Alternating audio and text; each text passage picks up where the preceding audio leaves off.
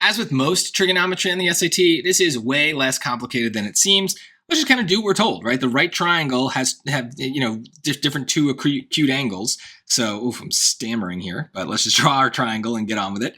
So the tangent of one of two acute angles, just pick one, is going to be radical 3 over 3. Okay, so SOHCAHTOA tells us that the tangent is the opposite over the adjacent. So it doesn't matter which acute angle you pick, just now follow the instructions. The opposite is going to be the radical 3, and the adjacent is 3. So opposite, radical 3, that's over here. Adjacent is 3. Now what they want is the tangent of the other acute angle. So acute, we're over here now.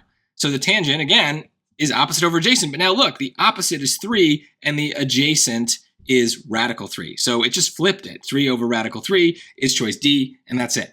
Now, some of you are going to be like, oh, yeah, I just had that memorized, and I just knew it instantly. It took me 2 seconds. Yeah, well, congratulations. No one cares. It took me 10 seconds to draw it out, and I know that I'm right because I can see it with my eyes, whereas most of the time the people say, oh, I memorized the shortcut.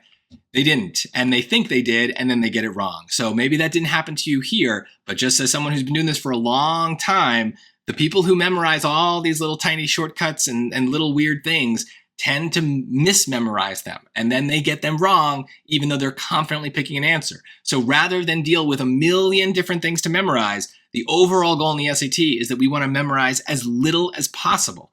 There are going to be limits, right? We can't memorize nothing, but there are certain things that we can use again and again and again in lots of situations. With the trigonometry, especially on the SAT, almost all trigonometry is going to be just simple SOHCAHTOA. So draw out your triangles, use SOHCAHTOA as a mnemonic device, and it will work out without you having to memorize all the other trig nonsense that at least I happened to remember in school. So we're definitely much happier with SAT trigonometry than school trigonometry. So just draw it on the page and you'll get it right.